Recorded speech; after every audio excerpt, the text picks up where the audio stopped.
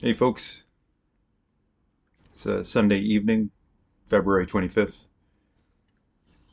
Thought I'd do a quick little update for the day. This will be my second video today. I'm going to talk about elected officials doing their jobs. Uh, when you elect somebody, you're giving them a job to do. They're a public servant, or at least that's supposed to be how it works, right? Doesn't seem like that's working that way lately. When's the last time an elected official, a public servant, did something that you actually wanted them to do? Feels to me like not very often. Seems to me like you're usually doing something that benefits somebody else. Not you, not me. Where do your taxes go? I mean, they don't ever seem to do a full accounting of the budget, and when they try to do it, it always fails miserably. Look at the Pentagon's most recent accounting of their budget. What did they misplace? Like $1 trillion, something like that. You can look this stuff up, by the way. So what are they doing? What are our public servants doing for the public?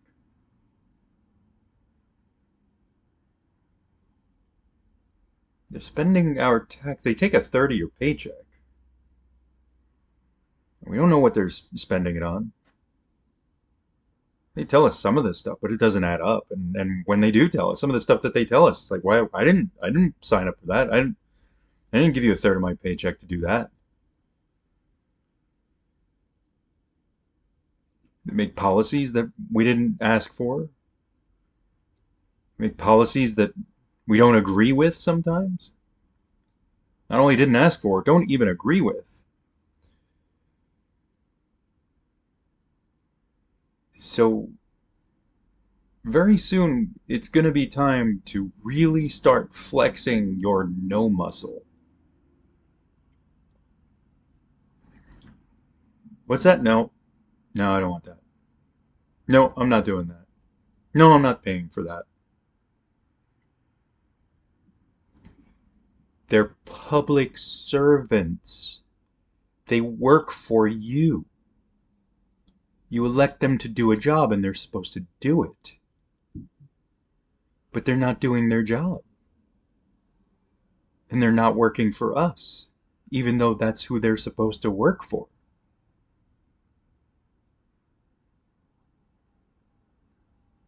What are they doing? Why are we allowing it?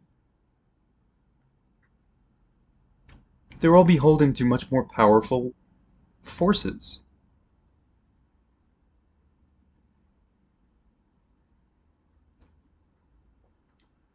There's an organization whose initials, they start with an E. Actually, they start with a W. I'm doing this on purpose. Starts with a W, ends with an F, and there's an E in the middle.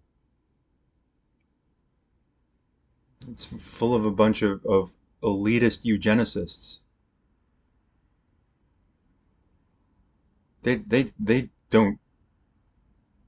don't want us. We're cattle to them. And many of our elected public servants are beholden to organizations like that.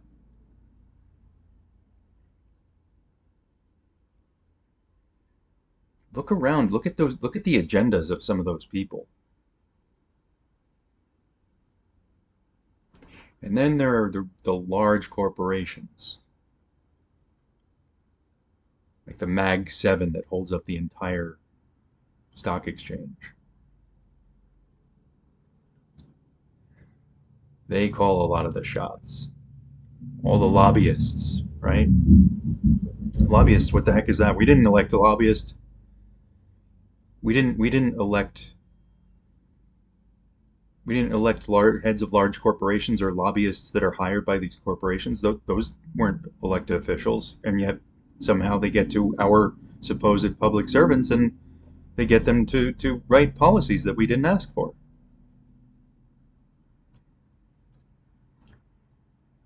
That's not capitalism. That's cronyism. Start thinking about how you're going to flex your no muscle. They're not doing their jobs.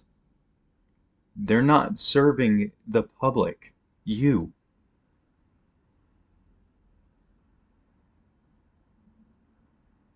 And to add insult to injury, they take a third of your paycheck, or anywhere from 25 to 30% of your paycheck. And then they slap you in the face with not even doing the job that they're supposed to be doing.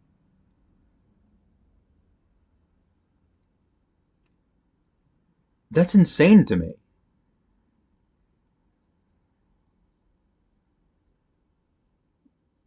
And every week, the money that you do make buys less and less at the grocery store.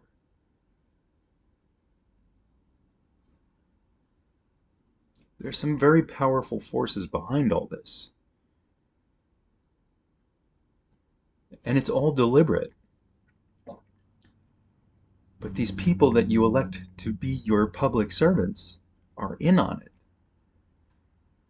Not only are they not doing their jobs and not helping, but they're actually doing more harm. Actively. Deliberately. They're selling you out.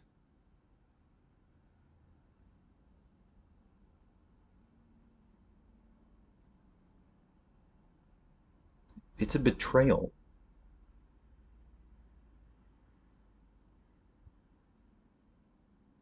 And we are spiritual creatures here to have a human experience. These kinds of things gnaw at us at a cellular level, at a spiritual level. When you get up in the morning and you got to go to work and you got to do the whole thing over again just to put some food on the table, well, you know something is wrong.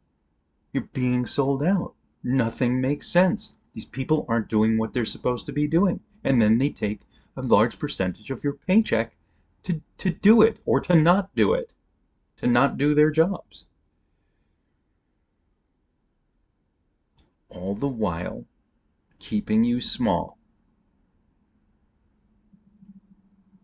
keeping you down, keeping you too busy and too tired. That's what they bank on. Keeping you too busy and too tired to bother. And when you're so tired and scared,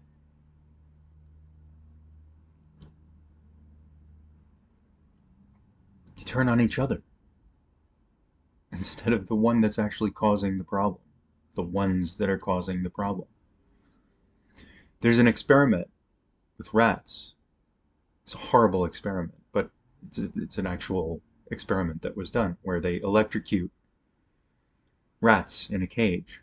They keep electrocuting them and they keep electrocuting them, and then because they don't know who's electrocuting them, the rats turn on each other. They just assume that it's any one of the other rats in the cage that are doing it.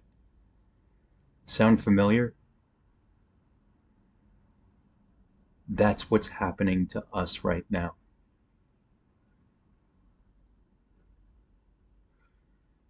So when I say I'm coming to you with a message of hope in my very first video, I'm going to repeat that in every video after. But it's not airy-fairy hope. It's hope that you're going to wake up. It's hope that you're going to unite and have each other's back and look around raise your vibration, know what you really are, what your true capabilities are, and know who it is that is doing this to you, that is trying to keep you small and trying to keep you in that low vibration prison. That's the kind of hope I have. That you will awaken and you will unite and you will realize that the similarities between all of us are far, far greater than the differences. And the differences can be worked out, while the people that are doing this to us, I'm not even sure how many of them are actually human, or at least held onto their humanity. That's the kind of hope I'm talking about. That you'll awaken and you'll start flexing your no muscle, and you'll start banding together and forming communities, mutual assistance groups, MAGs. And yes, we are 8 billion people that are spread out across the entire globe, but you can even form what I'm going to call a WMAG, a wide area MAG, or a wide area mutual assistance group. All you need is like minds. All you need are people that have similar values, that want to put food on the table for their families, that want their children and their children's children to still have a future, to be happy and alive, and be able to be spiritual creatures, practice whatever spirituality you subscribe to be free, to be free. You don't have to have anarchy for freedom. You can be self-guided. It can be a self-guided society. And yes, you'll need social contracts. You'll need legal constructs and social contracts. Can't have people just running amok and doing whatever. So I'm not suggesting anarchy. I'm suggesting unite as humans. Become a self-guided society. Reclaim your own destiny. Stop relying on supposed public servants to do it for you, because they're not. And when things get really bad, and I mean really bad, no one is coming for you.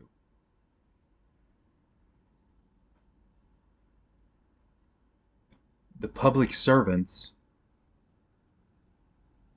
the politicians, bureaucrats, the ones that are making the policies that are getting us into this mess, are not coming for you.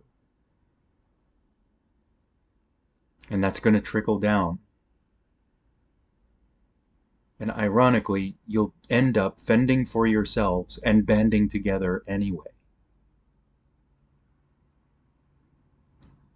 Why not stay ahead of the curve and do that now? Imagine things are already that desperate, and that in desperate times you're really going to need each other. Just do it now. Band together now. Put aside this thing or that thing that you might be quibbling over, and realize that you can all raise your vibration. You can all start understanding each other a lot better than you think. You can all focus on many of the similar values that you have and band together before it's necessary, before the collapse, before things are too late and too hopeless. Just do it now.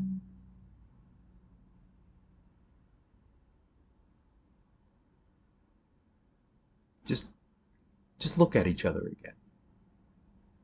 Make eye contact. Start with small things. It doesn't have to be on day one. You invite every stranger you meet in the street to your dinner table. You can start small. Look at somebody's face again for a change, and actually look at their face. We all do this, right? We get so wrapped up in this day to day, this rat race. Sometimes we don't even look at our own families. We don't look at our own families' faces. Too busy, too busy, too busy.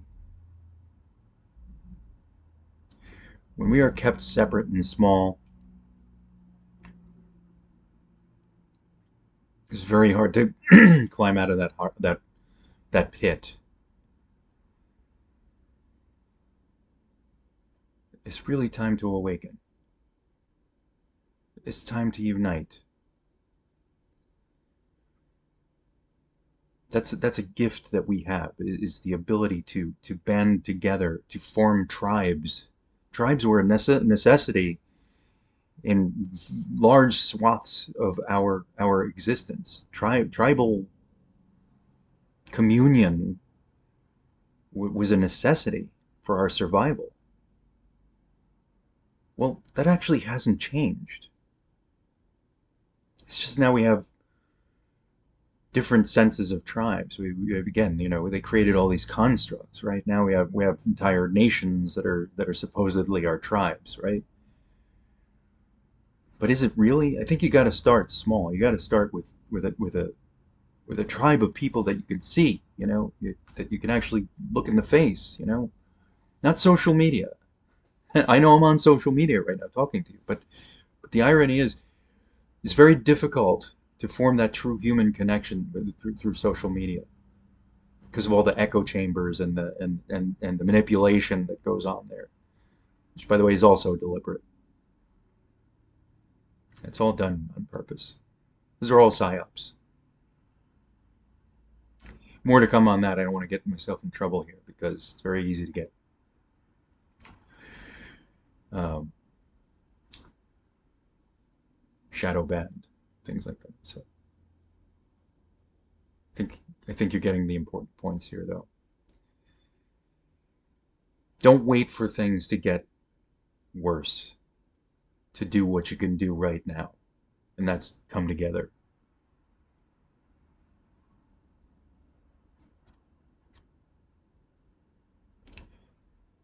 I think that's all for today. Thanks for stopping by. I'll see you in the next one.